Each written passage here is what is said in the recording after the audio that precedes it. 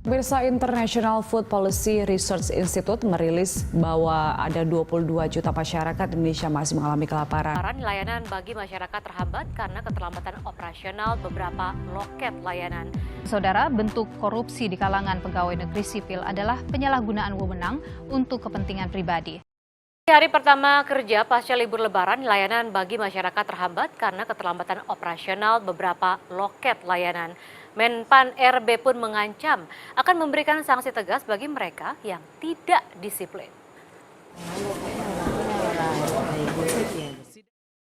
Dari video kita dapat menyimpulkan pelanggaran nilai-nilai dasar ASN apa yang dilakukan oleh PNS yang datang terlambat sehingga membuat pelayanan terhambat.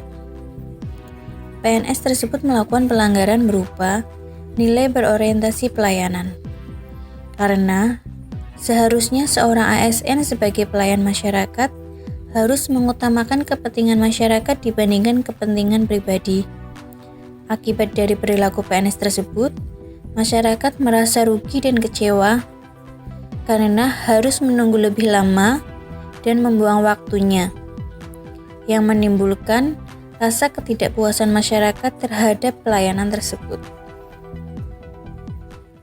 Informasi lain, Saudara, bentuk korupsi di kalangan pegawai negeri sipil adalah penyalahgunaan wewenang untuk kepentingan pribadi. Sementara bagian pengadaan adalah tempat di lingkungan kerja mereka yang paling sering terjadi korupsi. Kesimpulan itu berdasarkan data dari Lembaga Survei Indonesia LSI yang melibatkan 1.201 PNS dari kementerian atau lembaga yang berbeda di Indonesia. Bupati Klaten nonaktif Sri Hartini mengakui adanya tradisi yang disebut uang syukuran dalam jual beli jabatan di pemerintah Kabupaten Klaten, Jawa Tengah. Meski demikian, Sri Hartini yang ditangkap Komisi Pemberantasan Korupsi atau KPK pada 30 Desember 2016 menyebut bahwa ada tradisi uang syukuran jabatan tersebut sudah terjadi sejak sebelum dirinya terpilih menjadi Bupati Klaten. Adanya praktik jual beli jabatan di lingkup pemerintah Kabupaten Klaten diakui oleh Bupati Klaten nonaktif Sri Hartini saat menjadi saksi di Pengadilan Tipikor Semarang Rabu siang. Dari video tersebut terdapat sebuah pelanggaran ASN atau pejabat. Dalam sehari-hari mungkin kita mengenal uang lelah, uang terima kasih maupun uang pelicin. Kecil ataupun besar pemberian yang berhubungan dengan pejabat negeri atau penyelenggara termasuk gratifikasi. Dikarenakan pejabat melakukan gratifikasi seringnya untuk mempengaruhi kebijakan publik. Apabila pejabat tidak dapat menolak, pejabat dapat melaporkan paling lambat 30 hari kerja sejak gratifikasi diterima. Sebagai contoh, gratifikasi terhadap pejabat pemerintah seperti tradisi jual beli jabatan juga tidak dibenarkan meskipun dengan bahasa uang syukuran. Hal ini dapat menjadikan suatu daerah menjadi politik dinasti. Melaksanakan tugas dengan jujur, bertanggung jawab, cermat, disiplin, dan berintegritas tinggi, kemudian tidak menyalahgunakan kewenangan jabatan, itu merupakan nilai-nilai salah satu contoh berakhlak, yaitu akuntabel. Pemirsa, International Food Policy Research Institute merilis bahwa ada 22 juta masyarakat Indonesia masih mengalami kelaparan. Angka itu jauh di atas negara di ASEAN lain seperti Vietnam, Malaysia, dan Thailand.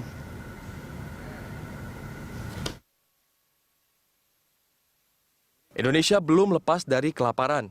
Menurut data Indeks Kelaparan Global, Indonesia mendapat nilai 20,1 pada tahun 2019 atau menempati posisi 70 dari 117 negara di dunia. Dengan kata lain, sekitar 22 juta orang Indonesia Pandemi COVID-19 yang mengguncang dunia berdampak pada ekonomi masyarakat Indonesia. Sebagian masyarakat kesulitan memenuhi kebutuhan pangan. Global Hunger Index pada tahun 2021 menempatkan Indonesia pada urutan ketiga tertinggi di Asia Tenggara dalam indeks tingkat kelaparan.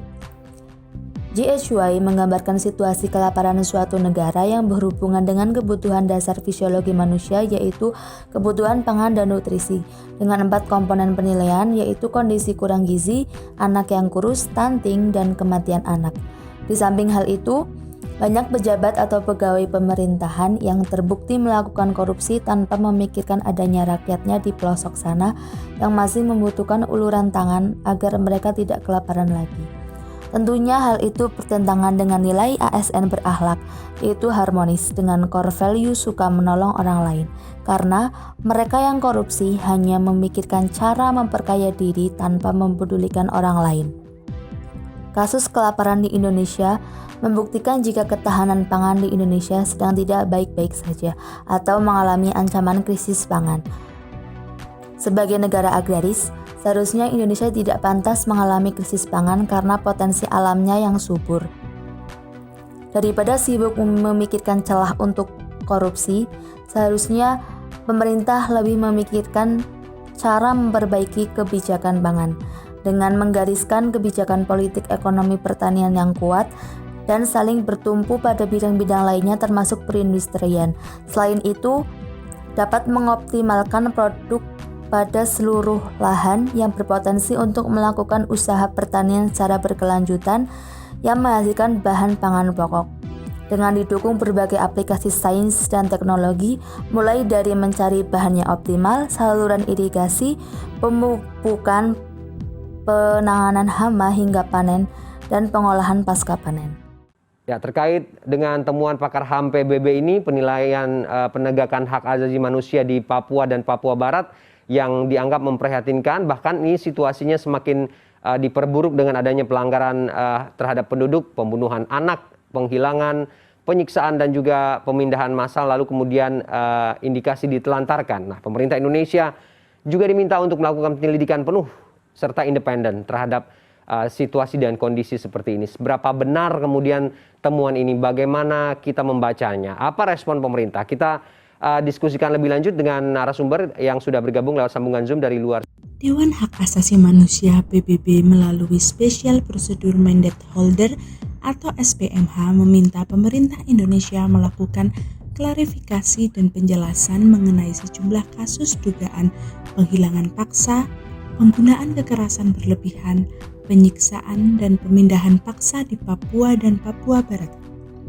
Adapun sejumlah klarifikasi yang diminta Dewan HAM PBB antara lain kasus tewasnya anak umur 2 tahun serta terlukanya anak umur 6 tahun akibat tertembak dalam kontak senjata antara aparat keamanan dengan TPNPB di Sugapa, Kabupaten Intan Jaya, Papua. Selain itu, ada kasus hilangnya seseorang yang dilaporkan sebagai korban penghilangan paksa oleh oknum TNI Raider 501. Saksi menyatakan orang tersebut dibawa ke markas TNI Raider 501 dan belum diketahui keberadaannya. Namun sayangnya respon pemerintah masih penuh penyangkalan terhadap pelanggaran-pelanggaran HAM yang diduga dilakukan oleh aktor negara.